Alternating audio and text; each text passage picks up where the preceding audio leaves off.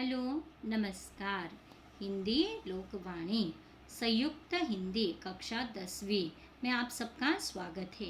तो इसके पहले की वीडियो में के अंतर्गत हमने देखा था बच्चों कि पहली इकाई की जो 8वीं कविता है कर्मवीर, तो इसके पहले के 3 काव्य पंक्तियाँ हमने देखी हुई थी। तो आगे की काव्य पंक्तियाँ इस वीडियो में हम देखने वाले हैं। तो काम को आरंभ करके यूं नहीं जो छोड़ते, सामना करके नहीं जो भूल कर मुंह मोड़ते। जो कर्मवीर है, कवि कह रहे हैं कि कर्मवीर जिस काम को आरंभ करते हैं उसे वे पूरा कर कर ही छोड़ते हैं।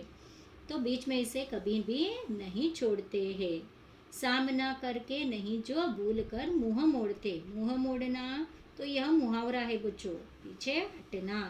कार्य कितना भी कठिन क्यों न हो तो वे उसका सामना करते हैं। तो वे भूल कर भी पीछे नहीं हटते। कार्य में के अंतर्गत अगर यदि कोई मुसीबतें, संकटें, कठिनाइयाँ उनको देखकर वे कभी भी पीछे नहीं हट जाते हैं। जो गगन के फूल बातों से वृथा नहीं तोड़ते, संपदा मन से करोड़ों की नहीं जो जोड़ते। गगन बोले तो आकाश। तो कर्मवीर जो है वह गगन के फूलों को वृथा नहीं तोड़ते, अर्थात अपनी प्रशंसा में वे बड़ी बड़ी बातें नहीं करते। खुद की वृथा बोले तो व्यर्थ।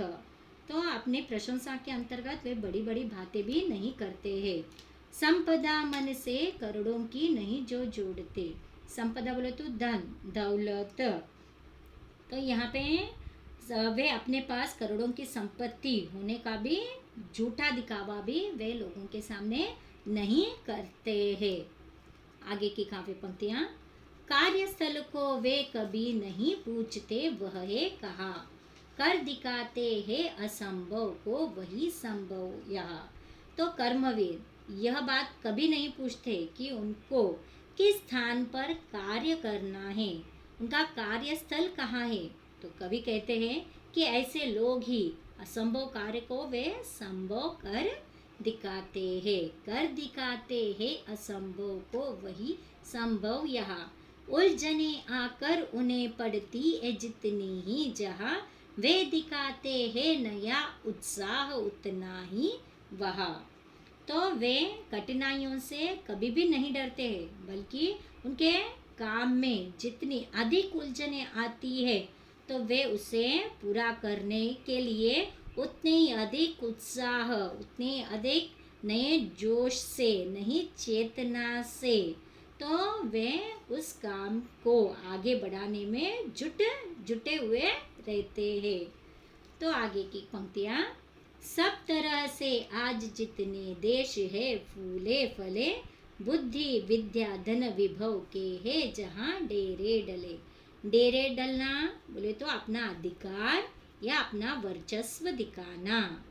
तो यहाँ आज विश्व में कई ऐसे देश है जो संपन्न है, समृद्ध है, प्रगत विकसित है। वहाँ विद्या है, धन है, बुद्धि और ऐश्वर्य का भंडार है। तो इसका कारण यह है कि वहाँ पर रहने वाले लोगों ने कर्म को ही अपना लक्ष्य मान लिया है। वे बनाने से उन्हीं के बन गए इतने भले, वे सभी ए आत से ऐसे सुपूतों के पले। तो कर्मवीरों के कारण ही सबका भला हुआ है, चारों ओर खुशहाली हुई है, प्रगति हुई है। सभी का जीवन खुशहाली से, समृद्धि से तो परिपूर्ण है। तो यह एकमात्र कर्मवीरों के परिश्रम के बल पर ही यह सभी संभव हुआ है। तो प्रस्तुत कविता के अंतर्गत कवि इस कविताओं के पंक्तियों के द्वारा हम सभी को भी हमेशा कर्म में ही तत्पर रहने के लिए वे यहाँ पे हम सभी को प्रेरित कर रहे हैं। इस कविता में आए हुए कठिन शब्दों के अर्थ है यह, और यह इसके पाठ के नीचे के स्वाध्याय।